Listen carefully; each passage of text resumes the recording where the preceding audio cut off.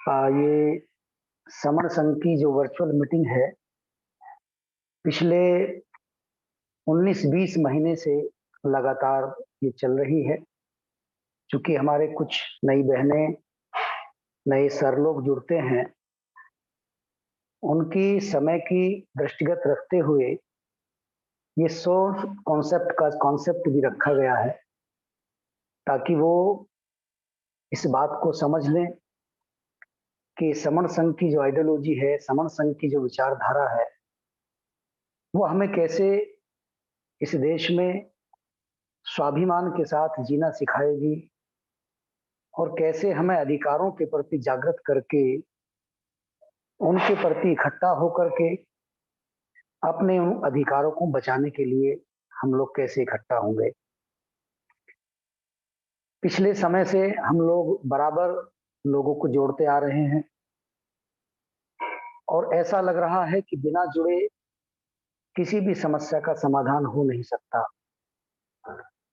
क्योंकि हम देखते हैं, चाहे हम मधुमक्खियों से देखें, चाहे चींटियों से देखें, चाहे अन्य जीव जंतुओं को देखें, तो हमें ऐसा महसूस होता है कि जो भी वर्ग, जो भी समाज इकट्ठा रहता है, उस समाज या उस जीव के साथ कोई अत्याचार नहीं कर सकता।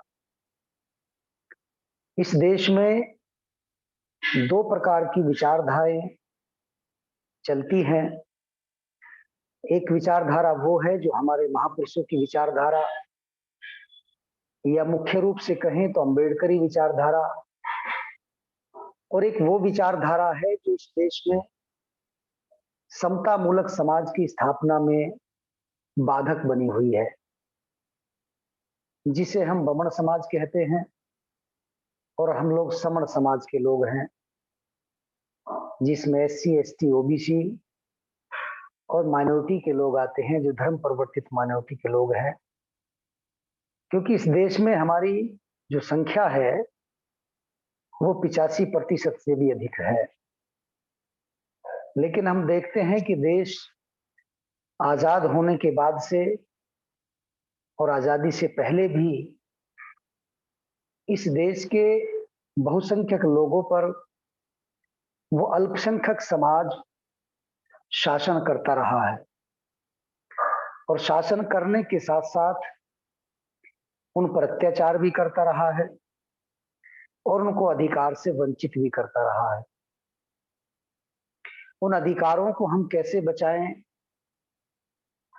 उन अपने स्वाभिमान से जीवन जिंदगी को हम कैसे जिंदा रखें, उसके लिए जो ये समर संघ का कॉन्सेप्ट है, ये जो सब वीदा पीपल यहाँ पर इकट्ठा होते हैं और इस कॉन्सेप्ट के अनुसार अपने भाई बहनों को जोड़ करके जो बाबा साहब डॉक्टर अंबेडकर द्वारा हमें संवैधानिक अधिकार दिए गए हैं, उन अधिकारों को हम कैसे बचाएं।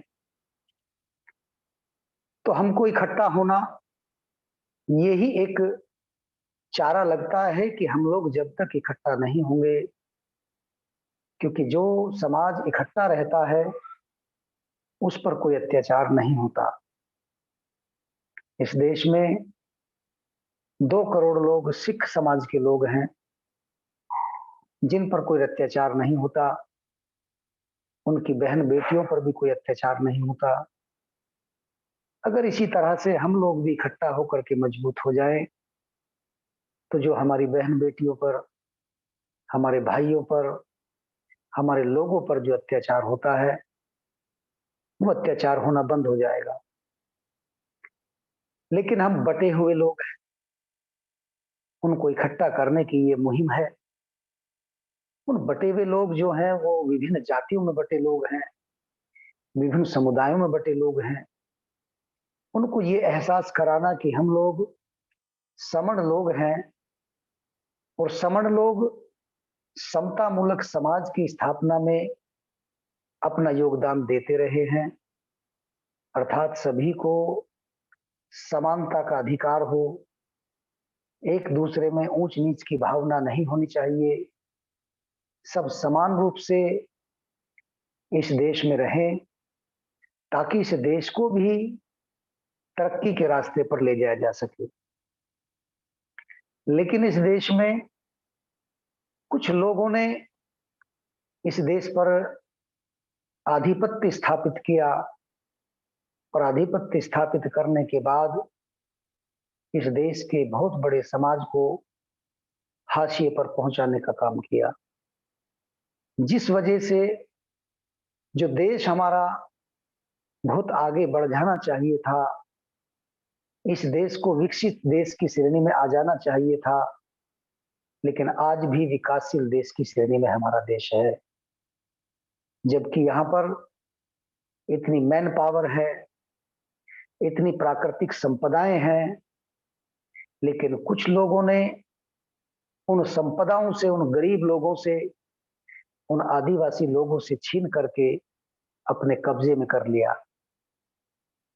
जिस तरह से उनके अधिकार उनसे छीन लिए गए, उसी प्रकार से इस बहुसंख्यक समाज से उस देश का हुक्मरान बना हुआ समाज इस देश में अपने तरीके से इस देश को चलाना चाहता है और हमेशा से उस बहुसंख्यक समाज को अधिकार वंचित करना चाहता है।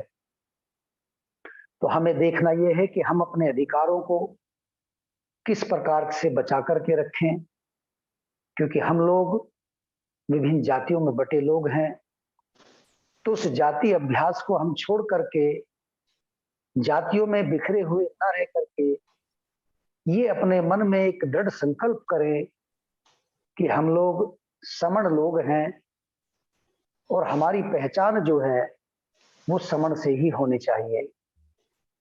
जब हमारे मन में ये भाव पैदा हो जाएगा कि हम लोग विभिन्न जातियों में बटे लोग जो हैं केवल समण हैं, तो हमें इकट्ठा होने में बहुत ही एक तरह से सहायता मिलेगी। और जब हम लोग एक जैसी विचारधारा, एक जैसे कॉन्सेप्ट पर हम लोग काम करेंगे, और वो विचारधारा क्या है? वो विचारधारा है हमारे महापुरुषों की विचारधारा। जो हमारे महापुरुषों ने हमें विचारधारा दी है, उस विचारधारा के साथ उस झंडे के नीचे, उस छतरी के नीचे जब हम एक जैसे लोग हो जाएंगे, तो इस देश में जो शासन करने वाला समाज है वो हम पर अत्याचार नहीं करेगा। बाबा साहब अंबेडकर ने हम बटे हुए लोगों को 3 जगह स्थापित करने का काम किया, संवैधानिक रूप से 3 जगह स्थापित करने का काम किया, जिसे हम SC, ST और OBC कहते हैं, या धर्म परिवर्तित जो यहाँ पर समुदाय है। लेकिन हम बाबा साहब की इस बात को गंभीरता से नहीं ले पाए और आज भी हम अपनी जातियों पर गर्व करने का काम करते हैं। और ये जातियां हमारे ही बीच में, हमारे ही भाइयों के बीच में खाई बनाने का काम करती है। जब हमारे बीच में खाई बन जाती है तो दुश्मन को सहारा मिल जाता है, दुश्मन को एक मौका मिल जाता है और वो देखता है कि ये तो लोग बटे हुए समाज के लोग हैं, इन पर अत्याचार किया जा सकता है, इनके अधिकारों को छीना जा सकता है।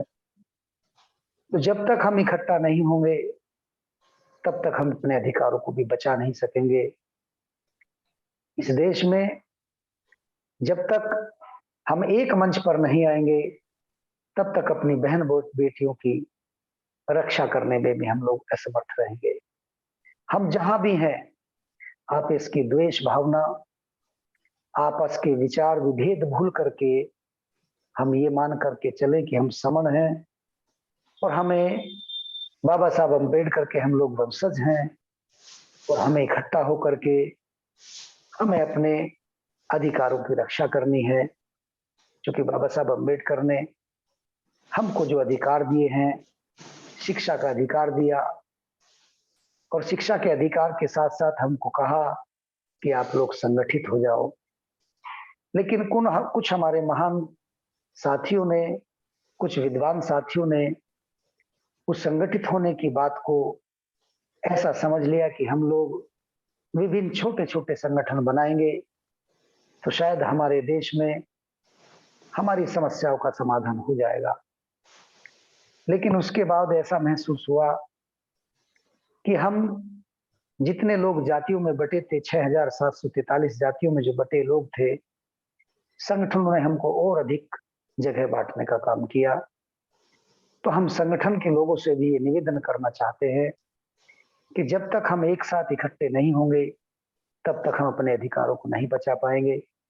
तो इस बात को ध्यान में रखते हुए, इस कॉन्सेप्ट को ध्यान में रखते हुए कि हमें इकट्ठा होना है और इकट्ठा होकर के हम अवश्य जीतेंगे। जैसे इकट्ठे होंगे, जब-जब इकट्ठे होंगे, जहाँ-जहाँ इकट्ठे होंगे, वहाँ-वहाँ, वैसे-वैसे और हमारी जीत होगी और हम इस देश में अपने अधिकारों को बचा पाएँगे।